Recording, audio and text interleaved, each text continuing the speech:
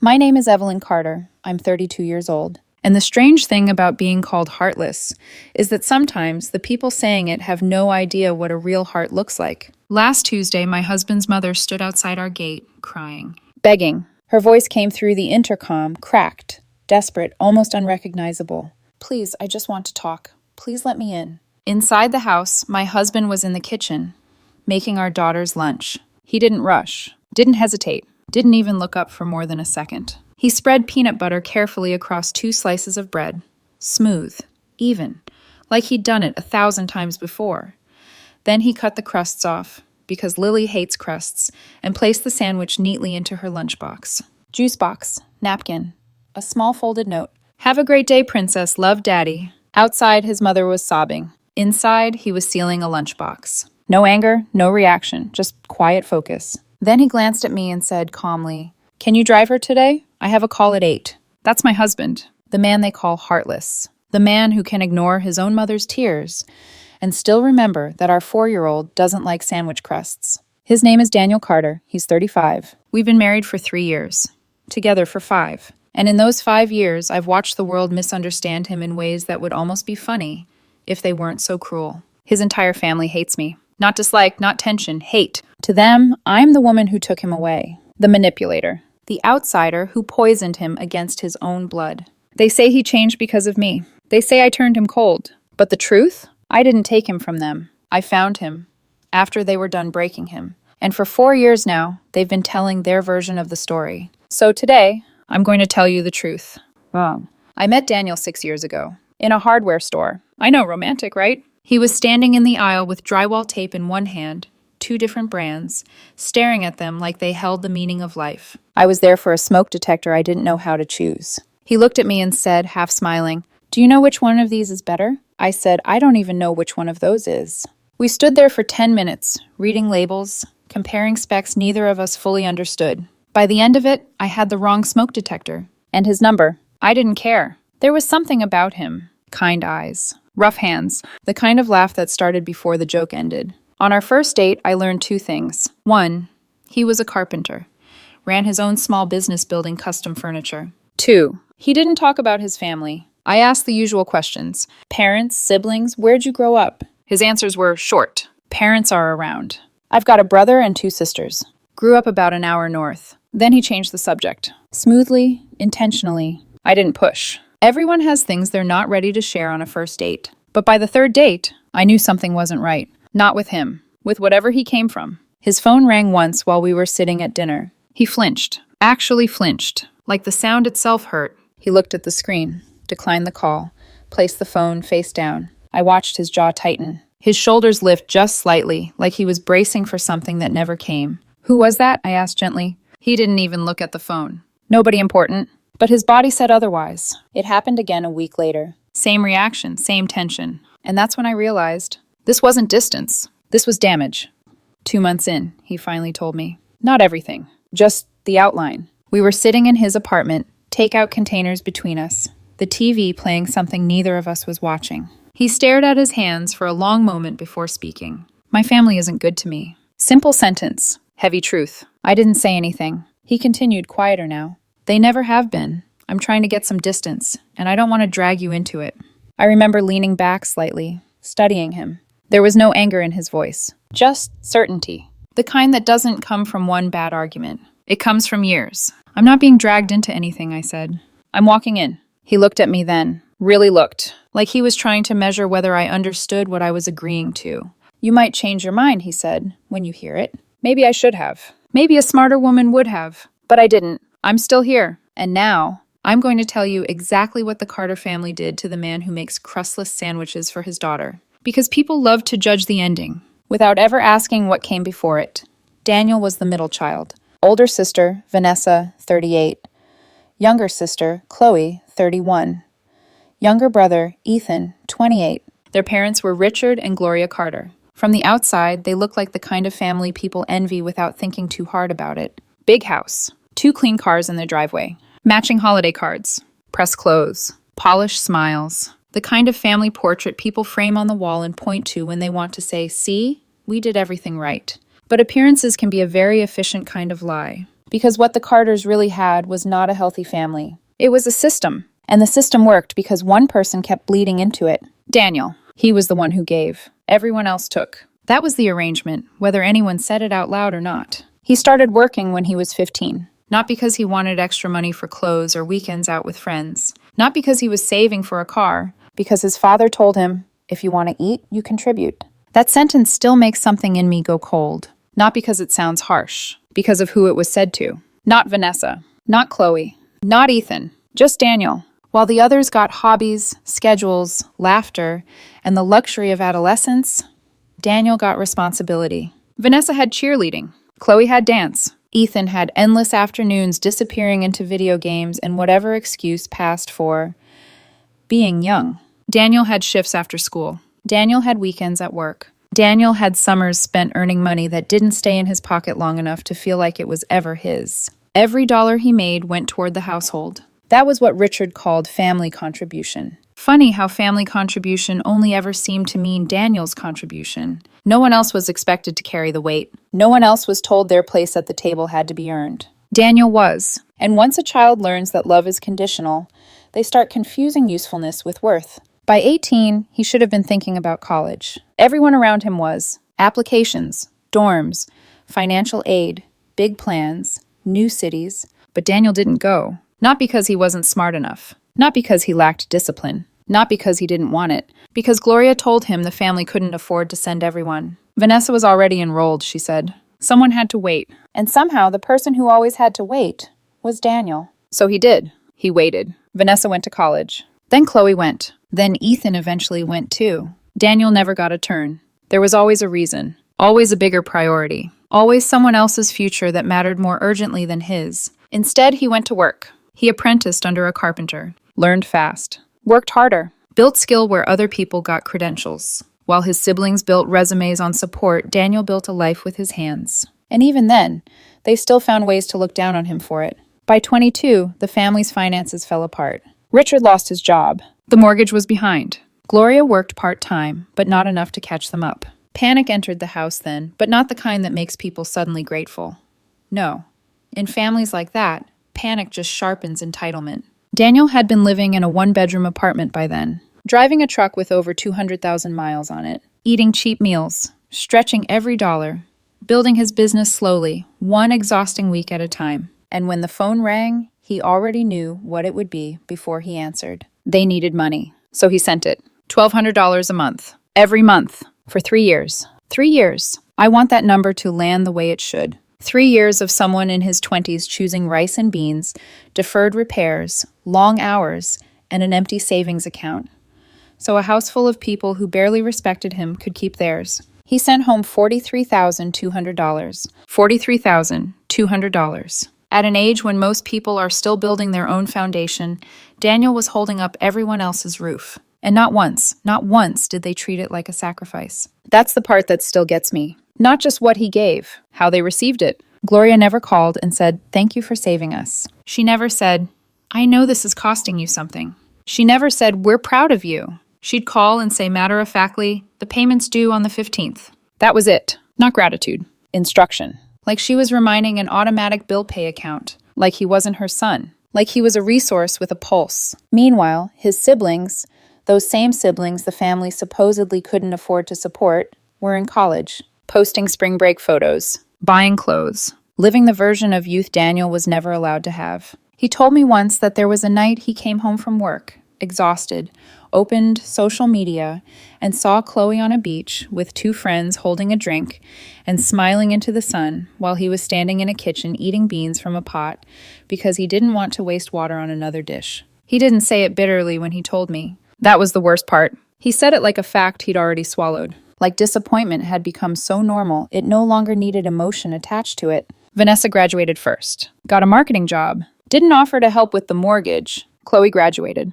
Went into pharmaceutical sales. Didn't offer either. Ethan finished school, moved back home, and then, because apparently the universe enjoys cruel symmetry, didn't get a job for 8 months. 8 months. Still, no one looked at him and said, "Maybe you should contribute." No one told him he had to earn his meals. No one put pressure on him the way they had on Daniel at 15, because in that family, rules were not rules. They were weapons. And Daniel had been designated the target a long time ago. By 25, he had spent 3 years keeping his parents afloat. $43,200 gone. No savings. No security cushion. No reward. No acknowledgement. Nothing but a family who had learned that if they pressed hard enough, he would give. But even that wasn't the worst of it. The money wasn't the deepest wound. It was the disrespect, the constant erosion, the way they made him small while standing on everything he gave them. At family dinners, he was the joke. Always just slightly beneath the others. Just casually enough that if he objected, they could act like he was too sensitive. Vanessa once called him the handyman at Thanksgiving.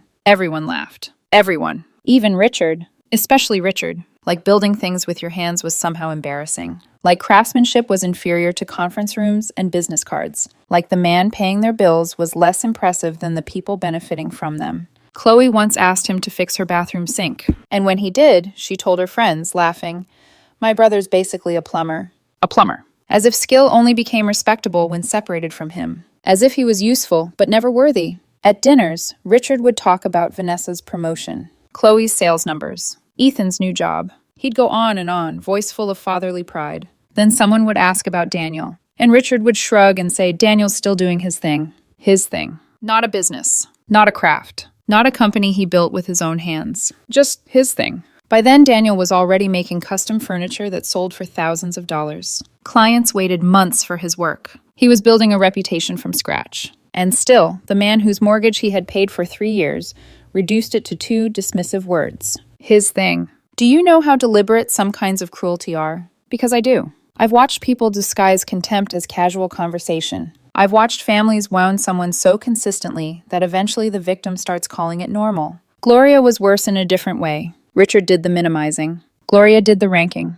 And she didn't even try to hide it. Vanessa was the golden child. Everything Vanessa did came with applause. Her milestones were family events. Her opinions mattered. Her preferences set the tone of the room. If Vanessa succeeded, Gloria glowed like she had personally designed destiny. If Daniel achieved something, it was met with polite indifference at best, irritation at worst. And that imbalance seeped into everything. When Vanessa got engaged, Gloria planned a celebration for 60 people. Months of preparation. Decorations, catering, invitations, toasts. When Daniel proposed to me, Gloria's response was, "Oh, that's nice. When's the wedding?" Not excitement. Not joy. Not tell me everything. Just logistics. We told her the date. She frowned slightly and said, that might conflict with Chloe's birthday. Can you move it? I actually thought I'd misheard her. Move our wedding. For a birthday. A birthday that happened every year. Daniel said, no. Just one word. Calm, firm, and even then, even after everything, I saw the old reflex in him. That tiny brace in the shoulders. That instinctive preparation for backlash.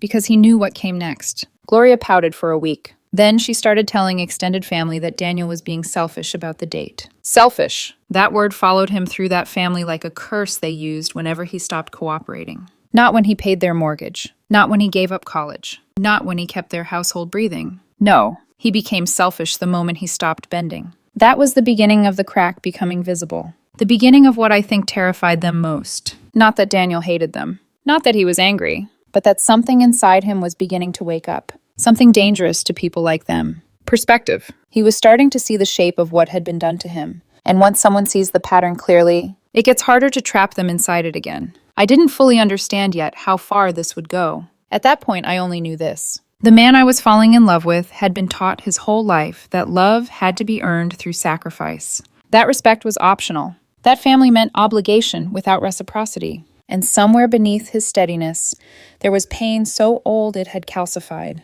The kind that doesn't shout. The kind that sits quietly inside someone until one day it becomes a boundary no one can move. Back then, the Carter family still believed Daniel would always fold. They still believed he was theirs to use. They still thought the son they had trained to give would keep giving forever. They were wrong. They just didn't know it yet. And the wedding? That was where the illusion finally began to break. Weddings have a way of revealing things people spend years trying to hide. Not just love, not just commitment, but control, expectation, entitlement. And in Daniel's case, the exact moment he stopped playing a role he'd been forced into his entire life.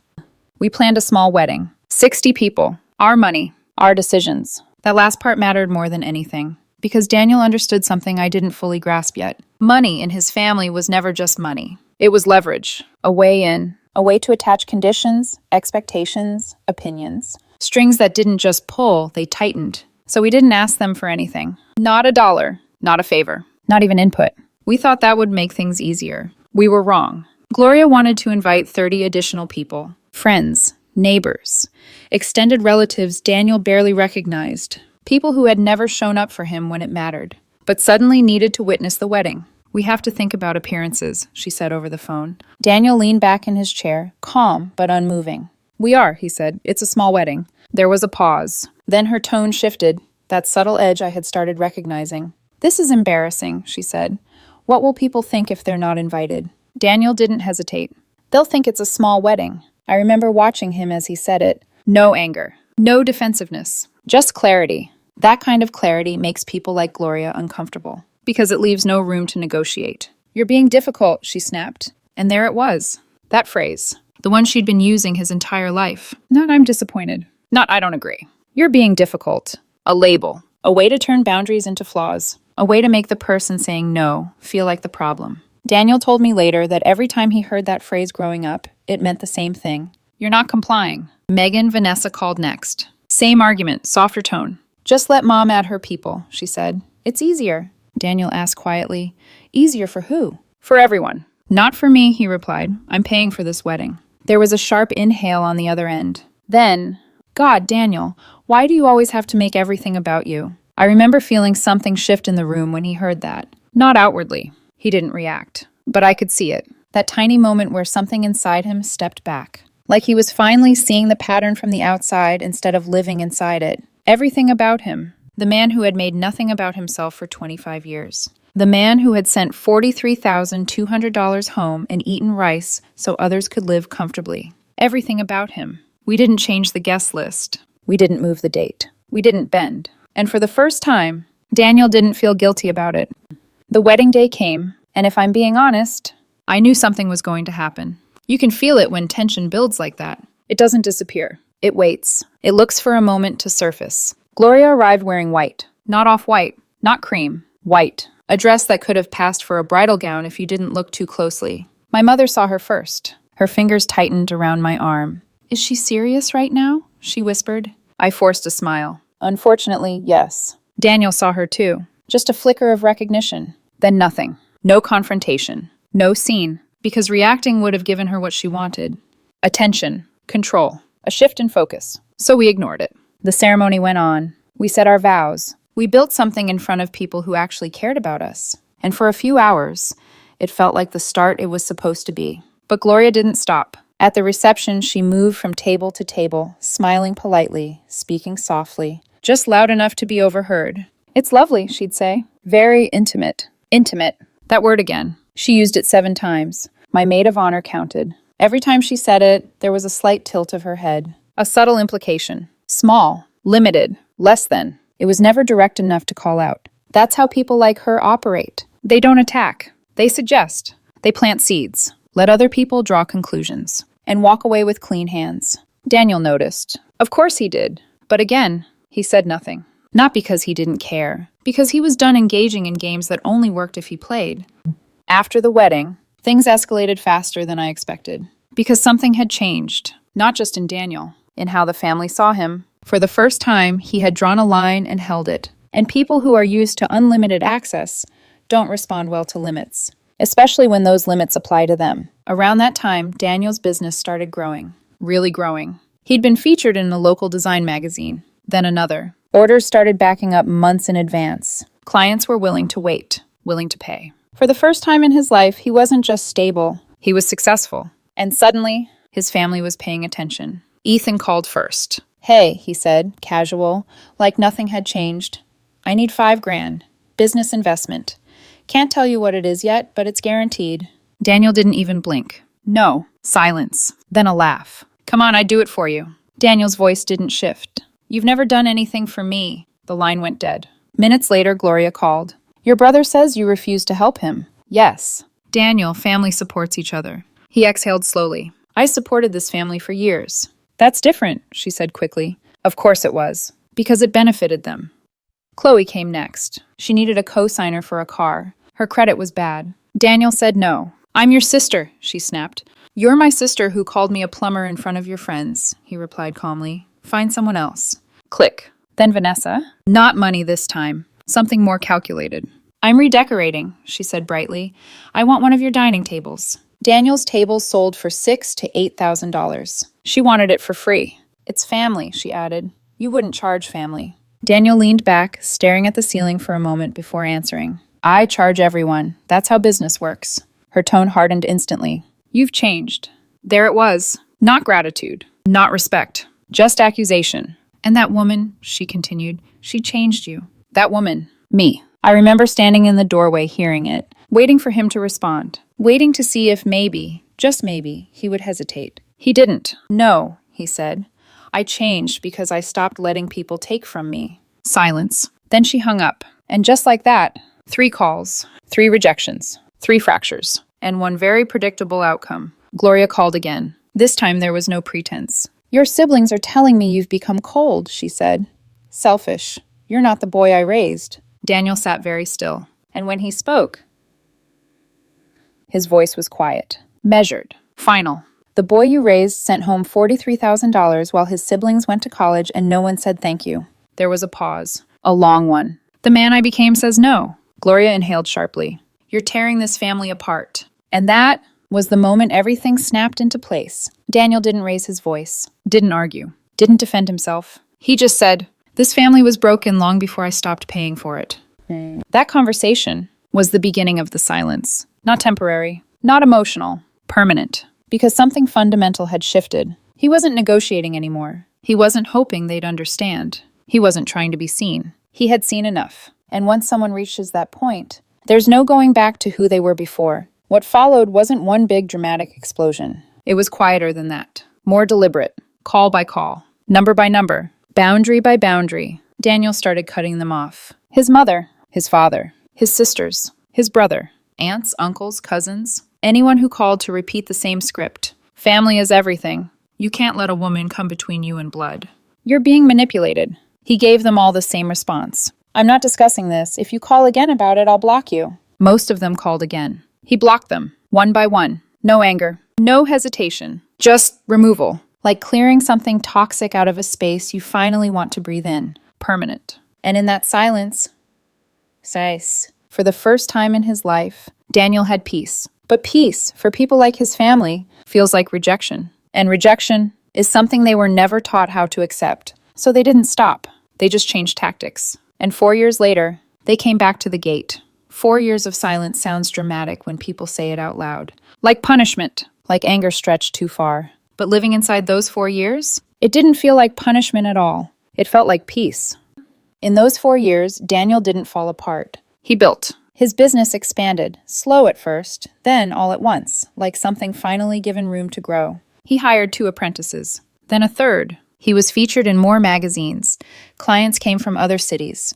Some waited 6 months just for a consultation. The same hands they used to laugh at? Those hands paid for half our house in cash. 4 bedrooms, a yard, a gate. The kind of place people assume must have come from inheritance or luck. But I watched him earn every inch of it, board by board, hour by hour, choice by choice. Lily was born 3 years ago. And I wish, more than anything, that the people who call him Heartless could have seen him in that delivery room. The way his hand shook when he held mine. The way his voice broke when she cried for the first time. The way he looked at her like something sacred had just been placed into his arms. He cut the cord. Then he cried. Not quietly, not hidden, openly. "I'm going to make sure she never wonders if she's loved," he whispered. And he meant it. You can see it in the small things. The way he makes her lunch every morning. Crustless sandwiches, juice boxes, a handwritten note every single day. The way he reads bedtime stories. Different voices for every character, no matter how tired he is. The way she laughs so hard she can't breathe. And he keeps going just to hear it again. He built her a playhouse in the backyard. 3 weekends. Every nail placed by hand. It has a door that actually closes. Windows that open. And a tiny mailbox out front. Every morning, there's a letter inside. "Dear Lily, the butterflies miss you. Please come play today. Love, Mr. Whiskers." She believes in it completely. Runs outside barefoot, hair still messy from sleep, just to check if Mr. Whiskers wrote back. This is the man they call cold. This is the man they say has no heart. the same man who spent 25 years giving his heart away to people who treated it like it was disposable. Last Tuesday, they came back, Gloria and Richard, standing outside our gate like strangers asking for directions. I saw them first on the camera. Gloria was holding flowers. White lilies. Of course she was. Even her apologies were staged. She pressed the intercom. "Daniel, it's Mom, please, I just want to talk." Her voice cracked.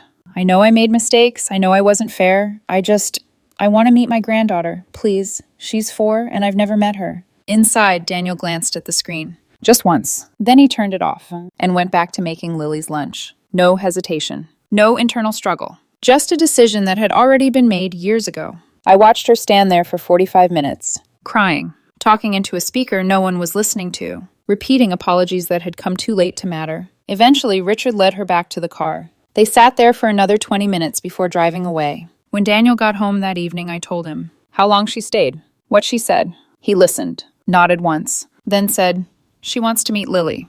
"I know." There was a pause. Then he added, almost thoughtfully, "She called you the handyman's wife." It took me a second to place it. Then I remembered. 3 years ago. Thanksgiving. Before everything ended, I had been walking down the hallway when I heard Gloria speaking to Vanessa. "She's nice," Gloria had said, "but she's just the handyman's wife." They had laughed, softly, like it wasn't cruel enough to echo. I hadn't cried, but my voice had shaken when I told Daniel later, "Is that what they think of us?" Now, standing in our kitchen years later, he looked at me and said, "That woman doesn't get to hold my daughter." His voice wasn't angry. It was steady, final. "She doesn't get to sit in my house, eat my food, touch anything I built with the same hands she laughed at." He rested his palms against the counter. Calm, grounded. "She had 25 years to treat me like I mattered. She chose not to." There it was. Not rage, not revenge. Clarity. And people misunderstand that kind of clarity all the time. They think it's cold, because it doesn't look emotional.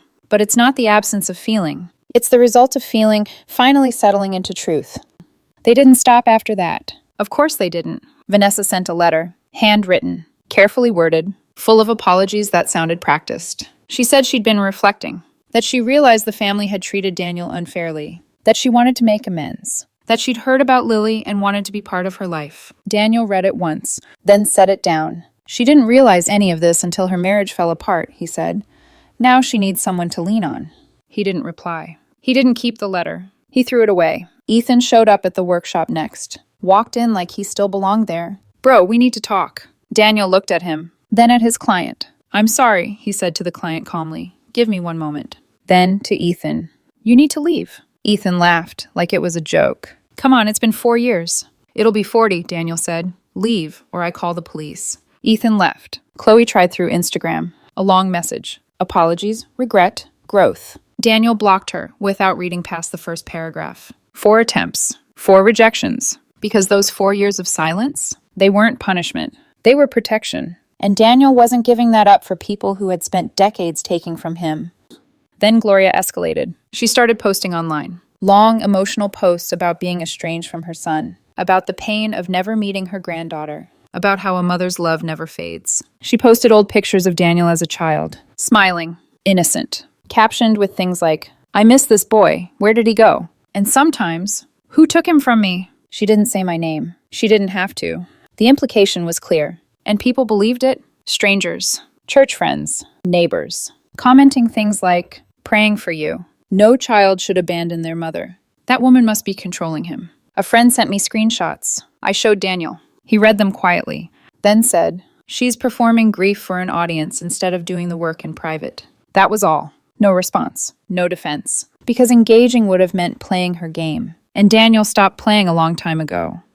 When she contacted one of his clients, that was the line. The client called, uncomfortable. Said a woman claiming to be his mother had reached out, crying, asking him to pass along a message. That she just wanted to meet her granddaughter. That Daniel wouldn't let her. That maybe he could convince him. Daniel called his lawyer that same afternoon. A cease and desist was sent. Formal. Legal. Clear. Any further contact, through clients, business, home, or third parties, would result in action. She cried to relatives. They tried calling again. This time, they were redirected to an attorney. No emotion. No argument. Just boundaries. Enforced. Richard came one last time. To the workshop. Evening. No audience. No performance. Just a father and a son standing in a space that had been built without him. I'm not here to fight, Richard said. I just want to say something. Daniel put down his tools. You have 60 seconds. Richard swallowed. I know we failed you, he said. I know we took advantage. I know we laughed when we shouldn't have. Daniel didn't move. Your mother knows it too, Richard continued. She's not sleeping. She's not eating. Losing you it's destroying her. For a moment, I wondered if something would shift. If maybe this was the crack where everything softened. But Daniel just said, she didn't lose me. A pause. She threw me away. Not loud, not sharp, just true. Over 25 years, he continued. One joke at a time, one demand at a time, $1 at a time. Richard's shoulders sank. Tell her to stop contacting my clients. Stop posting about me. And if she actually wants to change... He stepped forward slightly. She can start by writing down every dollar I sent. Every time she called me the handyman. Every time she chose Vanessa over me. Another pause. When that list is done, she can send it to my lawyer. Richard nodded slowly. I can see you've built a good life, he said quietly. Daniel held his gaze. That's the first kind thing you've said to me in 35 years. Richard left. And I don't think he'll come back. Not because he doesn't care. Because for the first time, he understood. People ask me sometimes if I feel guilty. If I feel responsible for tearing a family apart. I don't. Because I didn't tear anything apart. They did. Over 25 years. One unpaid thank you at a time. One joke at a time. One dismissal at a time. I just happened to be standing next to Daniel when he finally decided he was done. They call him Heartless. Cold. Changed. Controlled. They're wrong. Daniel has the biggest heart of anyone I've ever met. He just stopped giving it to people who treated it like it didn't matter. The gate is still closed. The intercom stays silent. The monitor stays dark. But inside, there's a house he built. A workshop he earned. A daughter who thinks he's the greatest person alive. A wife who knows he is. A mailbox with letters from Mr. Whiskers. A playhouse with working windows. Crustless sandwiches. Juice boxes. Bedtime stories told in ridiculous voices. That's what's inside the gate. And the people outside it? They had 25 years to earn their way in. They spent those years laughing at the hands that built everything they now want to be part of. So the gate stays closed. And this time, it stays closed for good.